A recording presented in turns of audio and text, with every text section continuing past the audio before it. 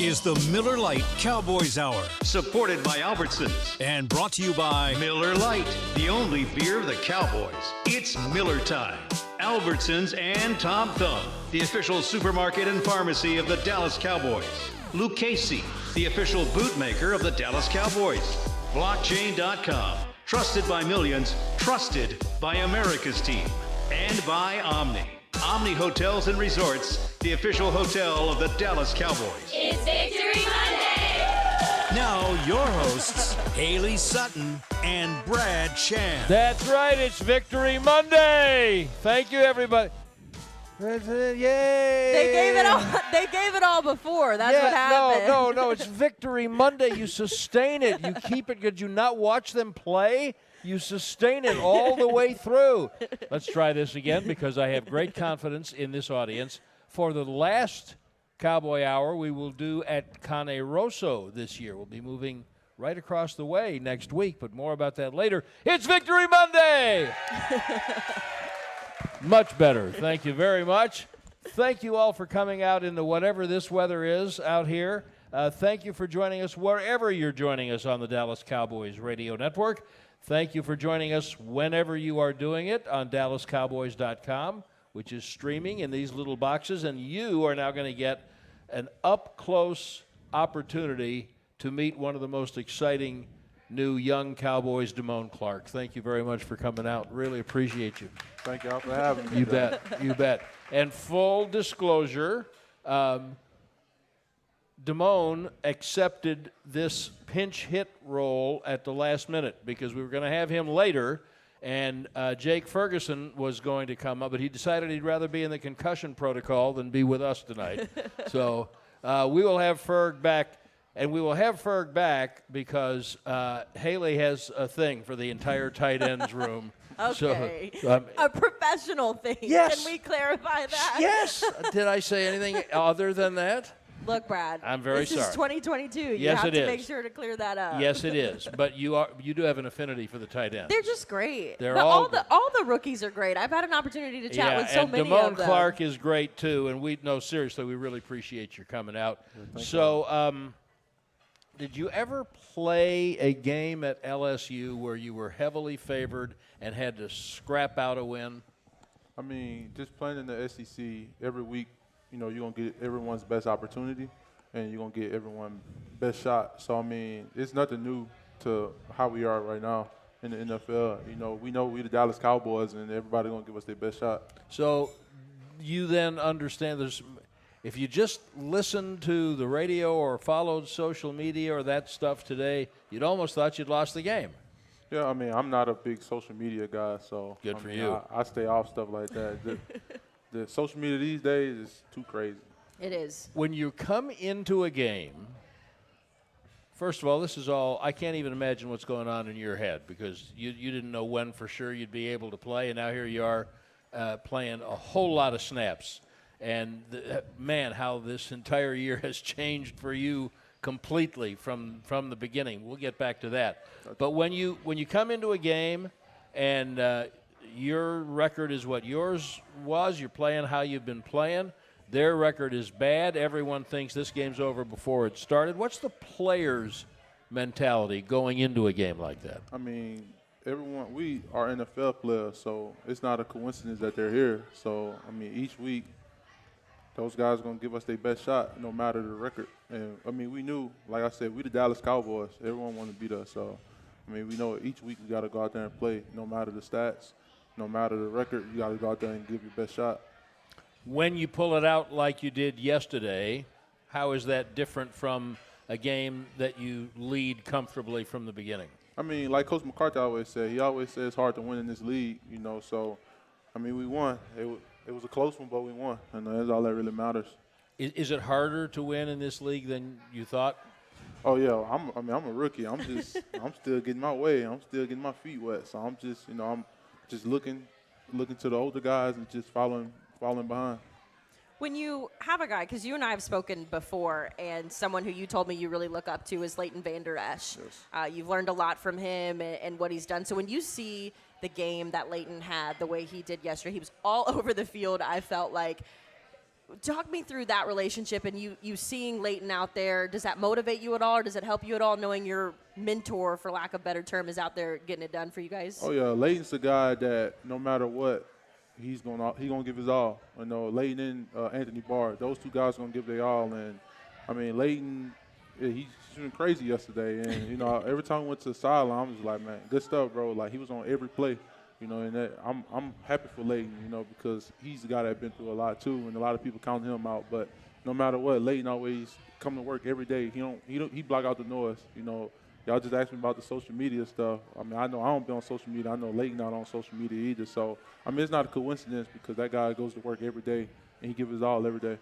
On that final drive, like their final drive, you guys take the lead with Ezekiel's touchdown, and then it's up to the defense. I know this has been a season where that's kind of been the norm, where the defense has set the tone this season. You guys have really helped keep your team in games. But in a scenario like that where the game really is on the line, how much of a test, and I guess a proven test, was that final drive for you guys? I mean, we have a saying, own the moment. You know, we go over scenarios in that case, and we knew we just had to own the moment because, like I said, we go over those scenarios each week. You know, we talk about it all the time. You know, when this happened, this is what we're going to do. So, I mean, we knew the defense knew what we had to do. You know, we had it on our mind. We knew we was going to get the victory. Dan Quinn speaks to reporters every Monday afternoon.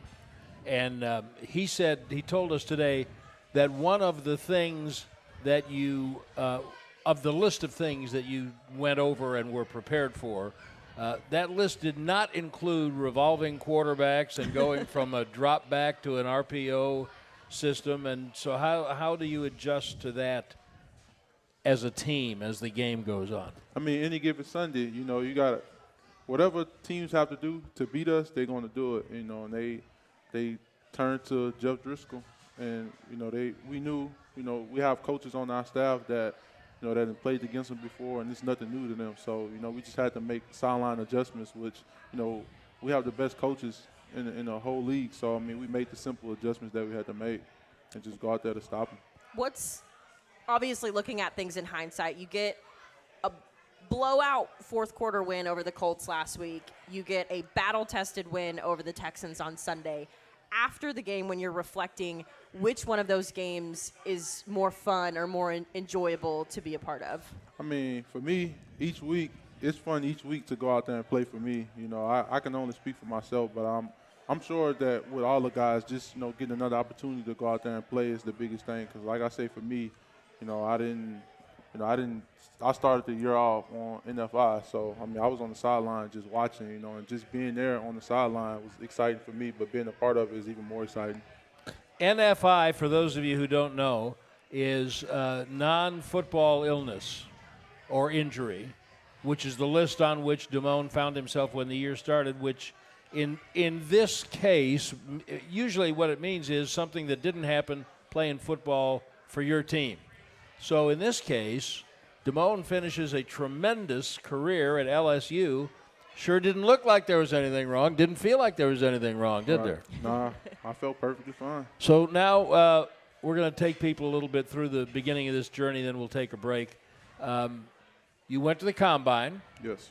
You're going to be maybe a pretty high second-round pick. And you get to the Combine, you go through all the medicals, and what happens then? The Cowboys medical staff is the one that told me. You know, I was getting ready to go out with the linebackers day was to go out there and perform, run the 40, do drills and stuff like that in front of the coaches and scouts. And maybe like 2 hours before, my group leader had called me, and he was like, we need you to come back to the medical tent. So, I mean, in my head, I'm thinking they finna just tell me, you know, we got your MRIs back, everything's smooth, like, you're good to go. But they walked me in the room, and the Cowboys medical staff was standing in there waiting on me. So I sit on the table, and they had the MRI pulled up.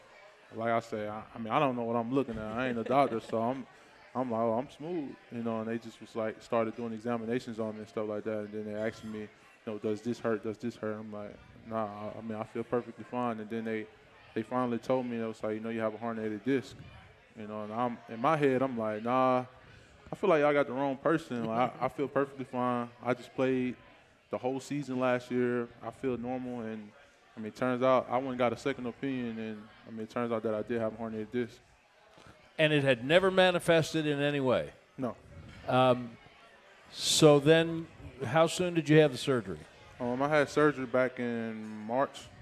I had surgery in March. And what did your agent or other people tell you that was going to do to your draft status? I mean, I pretty much knew, you know, at the end of the day, I mean, I played linebacker with a neck injury. I knew it was going to drop my status, my draft stock. But, I mean, honestly, I mean, I've been the underdog my whole life, so it really didn't matter. As long as the team gave me an opportunity, I was going to make the most of the opportunity that I got, no matter what round I went in.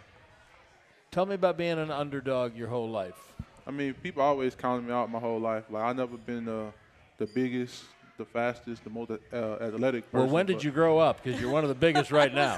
Literally, it took me a second to process I will tell that. you I will tell you that when they started letting you do interviews, and I got a chance to meet you, and we stood there talking for a minute, and I went back to the PR staff and I said, "Well, there's a grown man right there." When did you start? When did you feel like an underdog?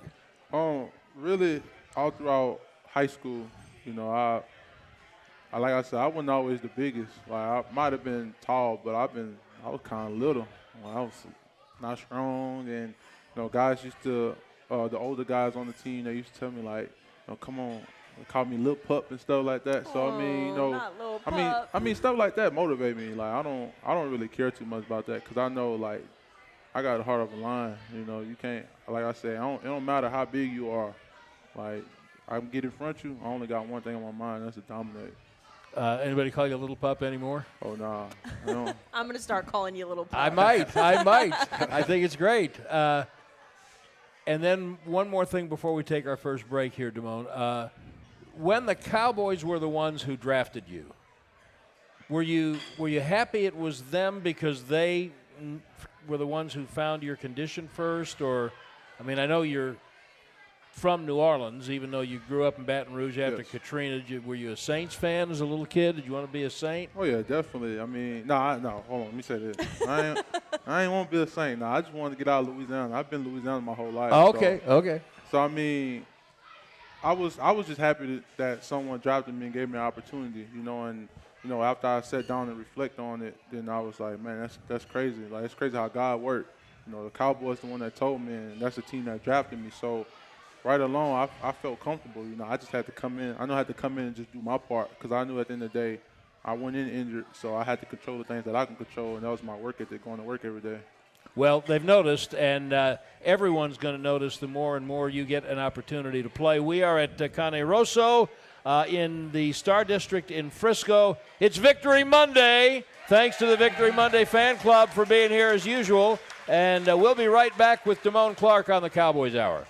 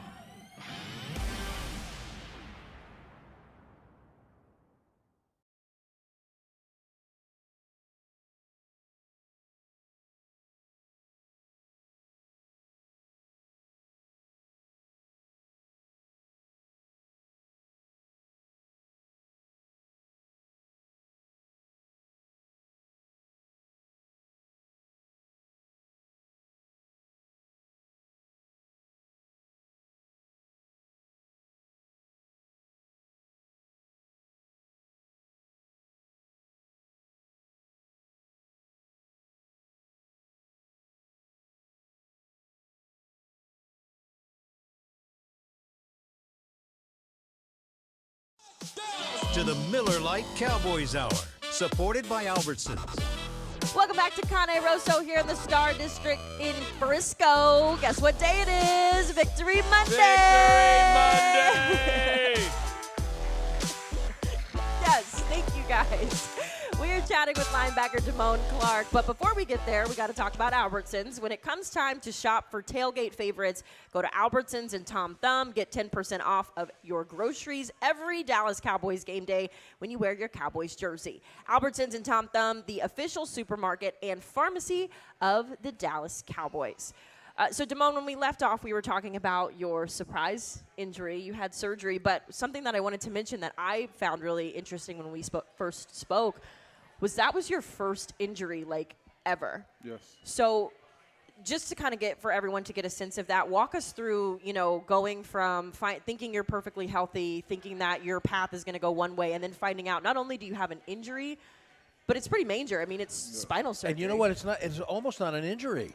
I don't even have a word it didn't get her. It was a condition. Yeah, it was that's a better way to put it. Congenital condition is what it sounds like. Yeah. Yeah, I mean, like I said, I felt perfectly fine, honestly. I mean, when they told me about it, it was shocking to me because, like you said, I'd never been hurt before, never missed practice, never missed a game or anything. But, going to having my surgery and, having to not do nothing for, like, the first 3 months, I mean, that was kind of hard, just sitting in the house all day. I'm sitting the same four walls every day. So, it was kind of a mental challenge, but, I have family and friends that, that always, checked on me every day and make sure I was okay. I'm sorry. I want to make sure people understand the impact of this. When they told you, my guess is they said, here's the thing. We know you feel fine. We know it doesn't hurt. We know you just played 4 years of college football in the SEC. Yeah. But we're telling you, if you don't get this fixed, then something bad's going to happen. Yeah, I mean, I thought, you could do like some type of rehab or something. I'm thinking about alternative. I'm like, I could do some rehab and I'll be all right. But like I said, I mean, it was a major injury that I had, and I immediately thought about my daughter. So I mean, obviously, family comes before anything. And my daughter 2 years old, and at the end of the day, they told me if I was not to have the surgery, then I mean, for one, I would have been medically disqualified, and I would never be able to live out my dream of playing in the NFL. So I mean, that was the biggest thing, and I thought about my daughter. I'm like, at the end of the day, after my career over, I still want to be able to play with my daughter. I don't want to continue to play football and then something worse happened. So like I said, I thought about my daughter. Okay, so you have the surgery, and then you get drafted. Mm-hmm. And so what did the Cowboys tell you? They drafted you in the 5th round. They know more than anybody else because they found it. Yep. Now what happens? I mean, biggest thing for me was just go to work every day, control the things you can control, and I just attacked rehab every day. It was days that rehab was tougher than others, but, I mean, like I say, I just went there every day, and I had the support of everyone in the training room and everyone on the team.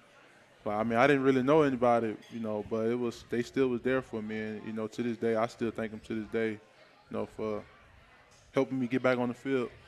How did you make the adjustments? Because like I said, this was your first major injury, condition, whatever we're calling it. Mm-hmm. And you go from, being so active at LSU, being active in that draft preparation process to, now you're off to the side at practice while everybody else is, they're doing the race that they do after practice, at the beginning and stuff. So how do you adjust mentally to be able to stay locked in and focus on that goal? I mean, it was hard, but, in the training room, I was with Britt Brown every day.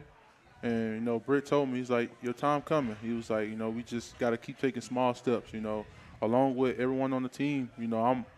I'm standing on the side. Everyone see, like, I'm hungry. Like, I want to be out there with them. Everyone was telling me, man, your time coming. Just control the things you can control. And, just having people like that on my side, that helped me mentally. Because, you can sit there and say, oh, your time coming, but I'm the one that was going through it, but having the support of everyone, like, that just made me even more comfortable and, just be where my feet are. That was the biggest thing, just be where your feet are and like I say, the time came, and I just made the most of it. That's my favorite phrase ever. Be where your feet Be are. where your feet are. I love that phrase. Well, that's because you're a soccer player. Wow. Did you see what I did there? Is this correct? I think a lot of us have read it, that you had a very similar condition and surgery to what Leighton vander Esch had. Yes. Was it exactly the same? Well, I don't know that. Well, I mean, it's close. Yeah. It's close. Similar, yeah. So I'm guessing, and especially knowing him, he must have been a tremendous source of support as well as explanation for you to kind of tell you what's coming. Yeah. So the day I stepped foot in the facility, I met Leighton, and Leighton just told me like I'm here whenever you need me. He's like, I know how the process is gonna be. He said it's gonna be tough sometimes, but he was I'm here. I've been through it already. He said, so if you need anything, he said, man, feel free to get at me. And I mean, I just used that resource. How important was I can't even imagine. It's hard enough to wrap your head around what they're telling you anyway. Now here comes this guy, a first-round draft choice, and he said, oh, by the way, I've been exactly where you are. I'm right here to tell you about everything as you go along. I can't even imagine what a help that must have been mentally. Yeah, I mean, it was times when, in the mornings I'm doing my rehab and Leighton will come walk in there. And, he just standing there. And then, afterwards he tell me, all right, that's just step one. You got another step that you're finna take too. And in my head I'm like, gee, step one was kind of hard right now, But you kept through it, and he let you know what was coming.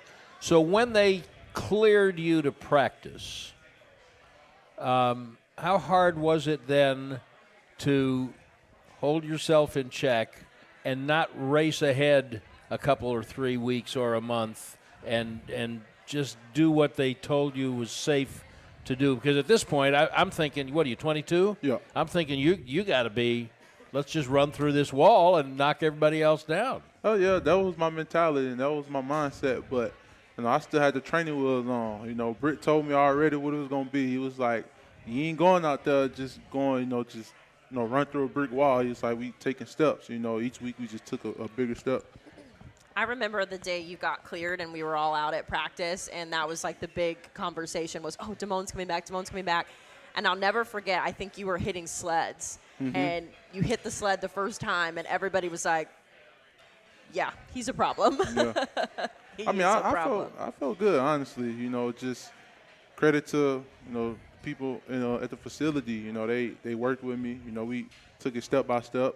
It was a process, but like I say, I'm just thankful for them. Can you give us a look at like what the rehab for that looks like? Like, are you doing specific exercises, or what were the steps that you kind of had to progress through? It's not really a specific rehab that you can do for the neck. Like, it kind of has to grow back around the spine and stuff like that. So it wasn't nothing particular that I had to do. It was like a total body thing, just making sure my abs and stuff were strong to support it. And we was doing like a lot of neck isolations and stuff like that, and just like I say, slow steps. So now that you've passed that, we know you didn't have any issues before, no issues now. No, I feel perfectly fine. So Dang, I wish I could do that. Well, to be 22 again. So now we know how this coaching staff is. You're gonna play special teams a little bit, and then they'll work you in, and you've got Leighton and you got Anthony Barr and Jabril, your college teammate, is trying to get on the field. And had you played very much teams at LSU? I mean, my freshman year, yeah, but other than my freshman year, no. So how much of an adjustment was that? I mean, it wasn't really much of an adjustment. I mean, honestly, I was just happy to get back out there. It didn't matter what I had to do, and I had told Bones, I was like, Bones, I haven't played special teams since my freshman year, and I was like, I'm going to need you to teach it to me. And he was like, oh, that ain't nothing, I got you. And he just taught it to me. Like, my first week at practice, I was, on the scout team, on special teams, just getting my feet wet. And like I say, I found out I was going to be active in the game. I was on all 4 phases of special teams, and I just made the most of it.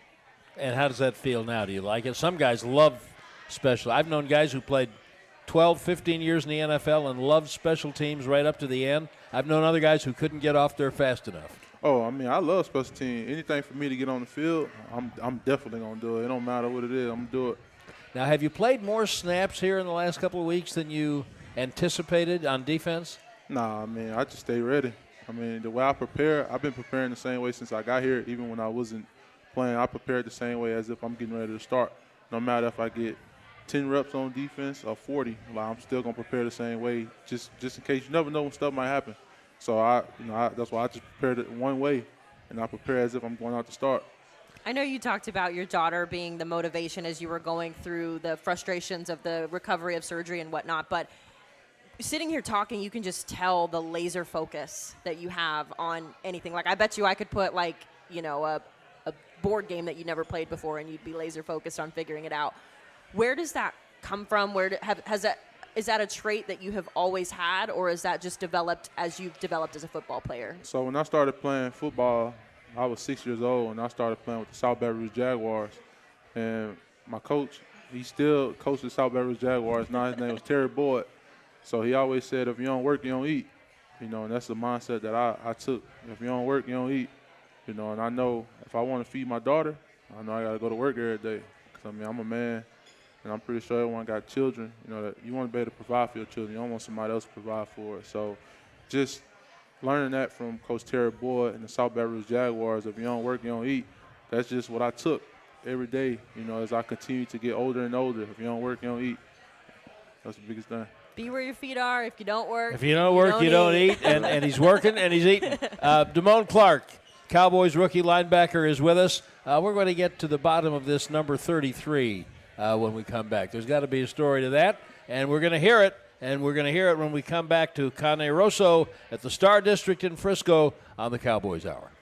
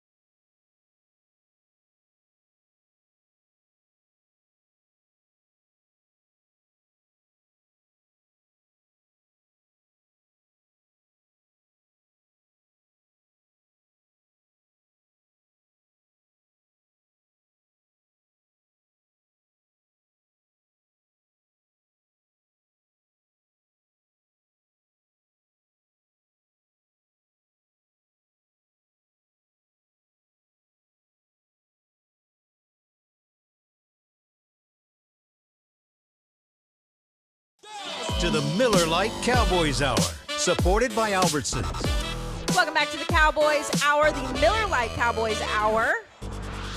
Cowboys Hour brought to you by Luke Casey, the official bootmaker of the Dallas Cowboys cheerleaders. Guys, it is Victory Monday. There we go. They're still with it. Victory Monday. Outstanding. Shout out to this guy in the. Oh, that's your brother. I like the Yes, lights. that is my brother. Yes, that I is. saw the hands. Thank you going very up. much. It is Victory Monday. And we are delighted to have Cowboys linebacker Damone Clarke with us on the program tonight. You identify him right away by when you see him on the field by wearing that familiar linebacker's number 33. I've never seen a linebacker wear 33 before. Did you wear 33 in college? Nah, I wore my first 2 years at LSU, I wore 35, and then my second 2 years I wore 18. And why 33? I mean, when I first started playing football with the South Baton Rouge Jaguars, that was the first number they gave me, was 33. And then I started switching numbers, getting single-digit numbers and stuff like that. So, I mean, and when I got here, when I walked in the locker room, I saw they had 53 in the locker. And I'm like, whoa, that number looked too big. Too big. Yeah, that number was too big, But they was like, hey, that's a perfect linebacker number. And so I was wearing 53 at first, and then, I'm just, scrolling around the locker room. I'm just looking. I'm like, 33 open. And I immediately went to Mike. I was like, hey, Mike, I see 33 open. Can I get it? And he was like, yeah, you got it. Now, there's a Hall of Fame running back for this franchise who wore 33. Yeah, Tony Dorsett. Yeah, okay. Most people think of him when they see that number, but it's a number that's been worn many times. Did you have any qualms about taking over 33 since Dorsett wore it? I mean, honestly, no. I mean, I know. You know who he was? Yeah, I know who he was. I know he represented the number, so I'm wearing the number. So honestly, I know I got to go out. I know what I got to do wearing the number, but I mean, honestly, not putting too much pressure on myself. I mean, I'm just gonna go out there and be me, and everything else gonna take care of itself. So for the people listening, watching on DallasCowboys.com who were not paying close attention to LSU in your 4 years there, when you say you're gonna, if they're watching you now, they're starting to get a little bit of a clue, and when they're listening to some of us talk about it, we're trying to tell them what to expect from you. But when you say you're just going to go be you, what on the football field, what is that? I mean, dominant. I just fly around, make plays, and just have fun. That's the biggest thing. I just go out there and have fun each day. Like, you're not gonna play a perfect football game. Players playing, coaches coach. So I just go out there, fly around, have fun, make plays, and let the coaches do the rest. I want to go back to the number thing, too, because you said how you switched from 35 to 18, but at LSU, 18 is a big deal, isn't it? Yes. Can you explain just what that number meant? So it's a certain standard that they have at LSU, and it started with Matt Mock. He wore the number 18, and then he passed it down to Jacob Hester, and then it was a trend passing it on down.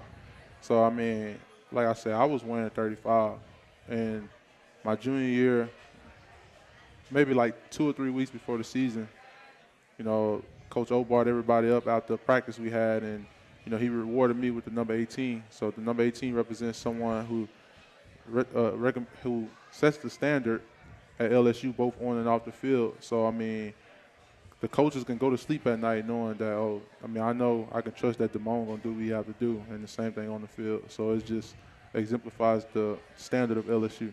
I know you probably weren't surprised to get that number, but just the responsibility that comes with that.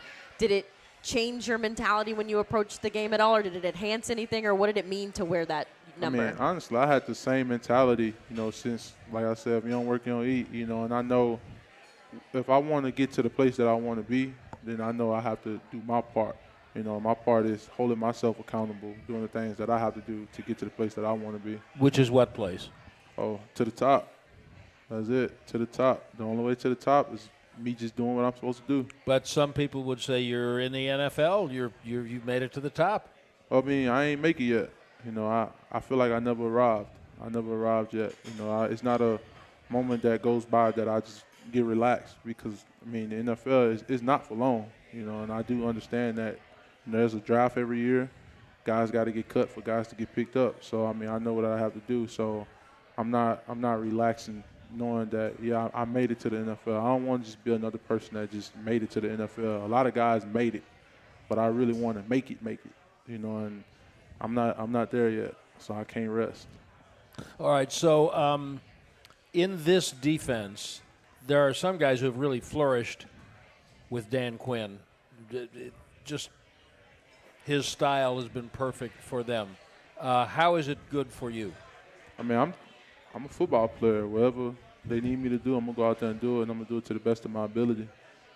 But is there anything specific about the defense that allows you to play the way you're most comfortable playing? I mean, everybody on the defense is him. We all him. You're all Dan? We all him. Like, we just compliment each other. Whatever I need to do, I'm just going to do it. Oh, you're saying everybody's him. Yes. As in, who's the star of this thing? Him. Everybody. Right. Brad, it's what the kids are saying these days. Yeah, you're gonna have to help me out here then. So the phrase "he's him" is essentially like he's that guy, like he's the man. And so what Damone is saying is everybody is that guy. Well, that requires accountability, doesn't it? Yes. And we hold each other to that standard, no matter rookie, 5th year, 10th year, it don't matter. We all hold each other to that standard. Was there ever a time when you were like nervous or like felt like you were just not prepared for this step at all? Nah, I mean, when my number got called, I didn't expect it to get called that soon, you know, but I mean, I just said a quick prayer. I went out there. I said, "God, my steps, Lord." And he just did it for me. That's cool. What was the hardest part about being thrown in and having to do so much so fast? I mean, not having a preseason, being on the side the whole time, you know, just having to go out there and learn on the fly. But, I mean, what I learned about myself is that I work better on the fly and just getting thrown in the fire, you know, to make sure I'm not relaxed. So, I mean, it was just unexpected, but I'm thankful for the opportunity, and I just made the most of it. Okay, Haley wants to find out a little bit more about your role as a father, and I do too. Everybody else wants to hear about it too. Yeah, it's just you guys all have babies, and it's so fun to hear you guys talk about being a dad because you don't always get that. You know, just what's it been like being a dad? And told me Dakota with an age. Yes. The biggest thing for me was, you know, it helped me grow up when I was at LSU. You know, it helped me stop doing some of the things that I was doing, just wanting to have fun all the time. And it made me really lock in because I had a mouth that I had to provide for, you know. So that was the biggest thing. Like I said, I didn't want nobody to take care of my daughter. You know, that was my responsibility. So I wanted to make sure I take care of my daughter. But the biggest thing now is that, you know, she's back in Louisiana. So I don't get to see her all the time unless my mom's going to come out. But, I mean, FaceTime, you know, that's – thank you, God made FaceTime. I know. And I FaceTime her every day, you know, and I think she may not understand right now, but later on she'll understand, you know, and this, no matter what, even when she comes here, you know, no matter if I had a good day or a bad day at practice, at the end of the day, you still got to go home and be a father, you know, and to me, that's the biggest and that's the funnest part for me because, you know, my daughter be happy when she see me because, I mean, obviously we barely see each other all the time, so when I do see her, you know, it don't matter what, I'm just going to have fun with my daughter, you know, and it taught me patience, you know, because, I mean, she's 2 years old, you know, and they say terrible too. Yeah, that's terrible. What type of baby is she? Is she a happy baby? Does she cry a lot? Or what, is she developing a personality? I think she's just a fun baby. Like, you know, you can tell her stop, and she ain't going to stop, you know, so, you know, you got to put your hand on the stove. You touch the stove, you know it's hot. That's the type of baby she is. Something got to happen to her for her to understand, oh, let me not do that no more. Does the quarterback know what your baby's name is? I'm not sure. I mean, I'm not too sure. But I always forget Dak's real name is Dakota. yeah, it's I'm his middle glad you name. said that. It's his middle name, Yeah. and he's a Louisianan. So I would make sure that a guy like him knows that. Hey, by the way, you know, my daughter's like kind of named after you, even though she's not. Even though she's not any kind of named Just after more him, of that but full circle. Yes, yeah. The stars were aligned. He would make it can never be a bad thing to have the quarterback know that he and your child have the same name. Yeah. Can't hurt. We'll make sure he knows. Your questions for Damone Clarke when we come back. Joe Trahan, have you got the mic? Joe, have you got a mic? You've got a mic. Joe Trahan will be mixing among you to get your questions, and we have more with the Cowboys star young linebacker. Back with Damone Clarke at Cane Rosso in the Star District in Frisco when we return on the Cowboys Hour.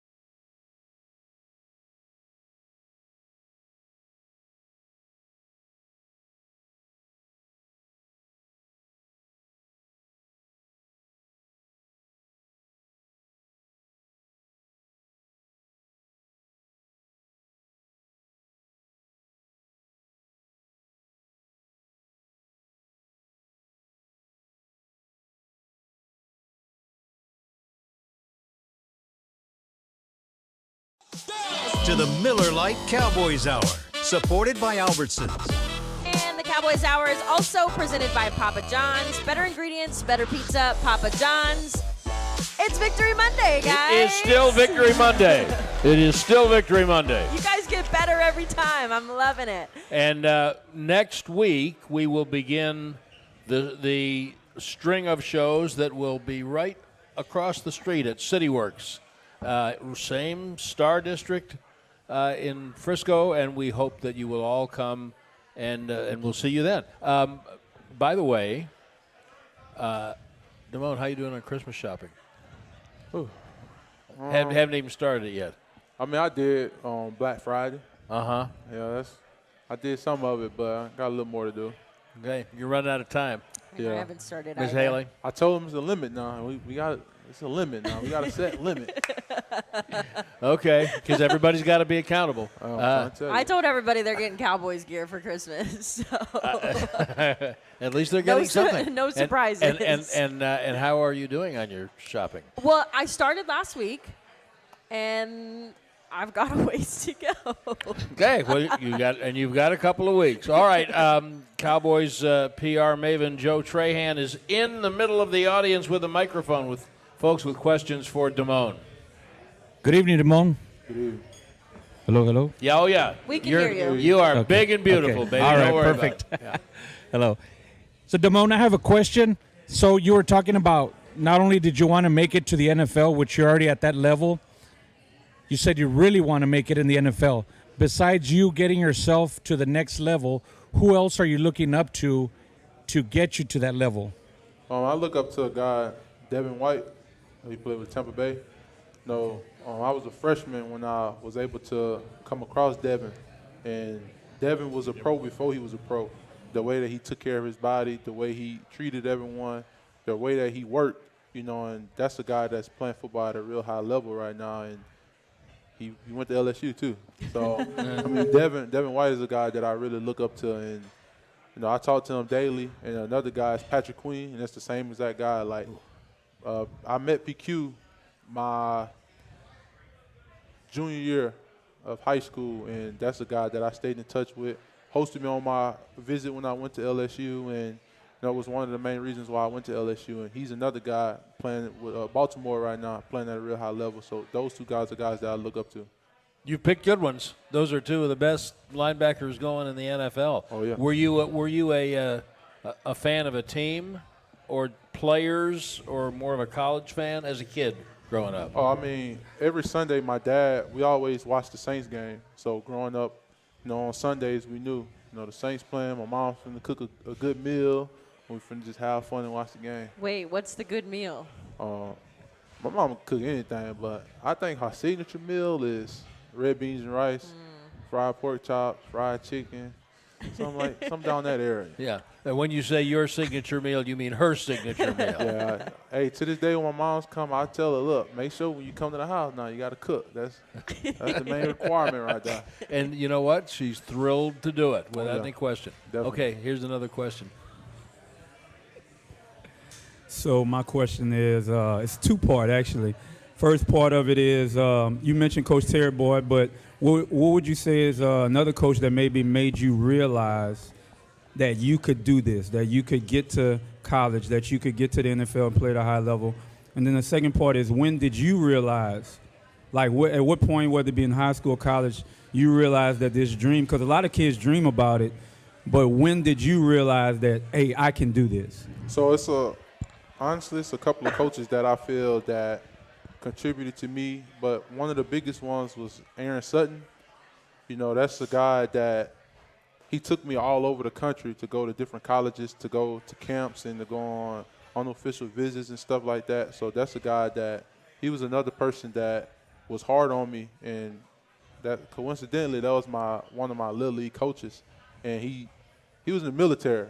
So you come from a military background, he's strict, and he was one-sided, and he's a guy that helped me get to this point to where I'm at, and that's another guy that I talk to every day, daily, and I just thank God all the time for having him. And when I realized that I can is actually when I started getting college offers, that's when I found out that, okay, I can do it, and it's one thing to get college offers and just to go to college, but it's another thing to go there, apply yourself, graduate, and then, get a shot at this level. And great question, thank you, and a great answer. And where else recruited you besides LSU? I mean, it was a lot of schools. A lot of schools. It's too many to really sit here. And, Did anybody catch your eye? Obviously, it was between LSU and Texas, University of Texas. That was the two schools that it came down to. But I just felt that LSU was. It was home. Obviously, I stayed 20 minutes away, but that was home, and I felt that environment, that locker room, it was the vibe that fitted me, and that was the school that I picked. But then you were ready to get out of Louisiana. Yeah, because I've been in Louisiana my whole life, so, one thing I can say about my mom, she, every day, if she can, she want to see me every day, and I knew, obviously, I was like, man, I know, I'm like, when I get my shot in the NFL, I was like, hopefully the Saints don't get me, and I was like, I want to get out, because I never got a chance to really experience life on my own because I was always close to my mom's, and I was always just 20 minutes away from my mom. So anytime I just wanted to go home and chill with them, I go home. Anytime I wanted a home cooked meal, drive 20 minutes to get a home-cooked meal. So I became spoiled, and I feel that my mom became spoiled too because she was able to see me all the time. But, I mean, she's still in Louisiana, and I'm in Texas. She's just, 6.5 hours away. If she can be here right now, she would, but, yeah. I feel that. That was kind of like when I moved to Montana. I understand. How is she handling the separation, your mother?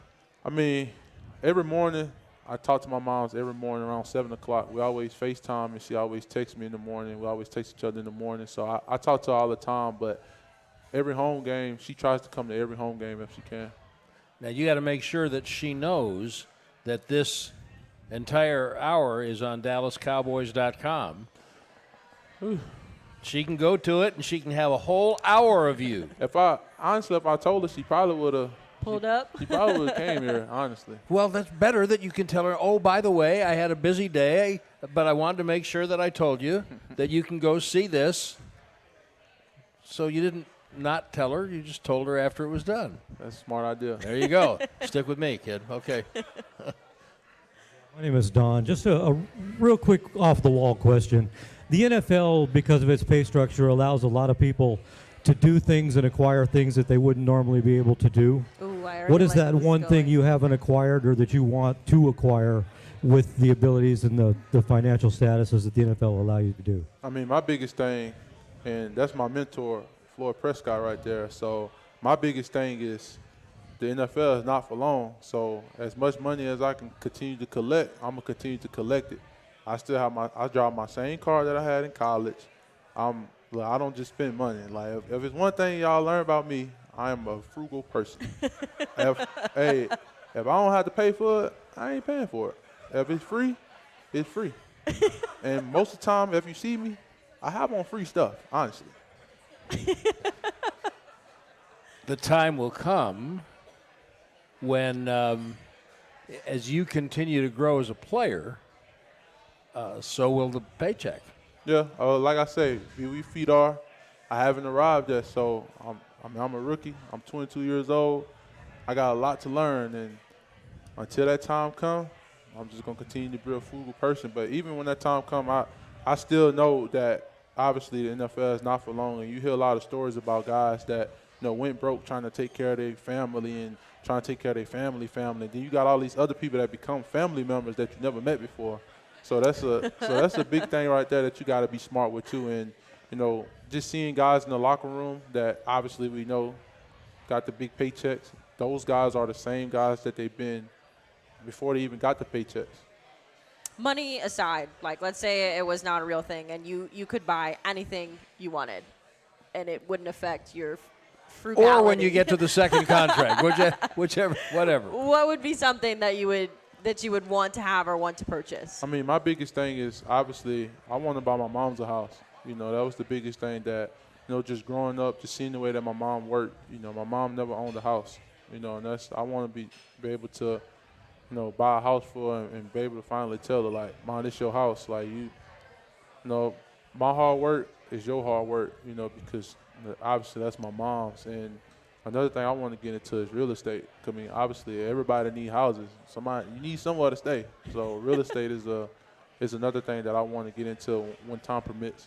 Now, when you say you want to get into real estate, you mean you want to be a developer? You want to sell homes? What do you want to do? So I want to be the boss. That's it. I want to be the boss. And don't we all? I always talk to my parents about that. When the time gets here, like, because obviously my job is focusing on football. And I have, I talk to my dad all the time. My brother, one thing about my brother, he's super smart. And that's I want to be able to, that's their job. And I just fit what need be. We got about a minute left. You're going to play the Jaguars Sunday. Trevor Lawrence, the quarterback. Y'all played him at Clemson when he was at Clemson. Yes. You were at LSU. Mm-hmm. What do you remember? I mean, we're in the same class, and Trevor Lawrence, he's a great quarterback. Obviously he got taken high in the draft. And a lot of the similarities you see right now, you saw when he was at Clemson. So it's not a coincidence that, he's having success in the league. Looking forward to seeing him again? Yes.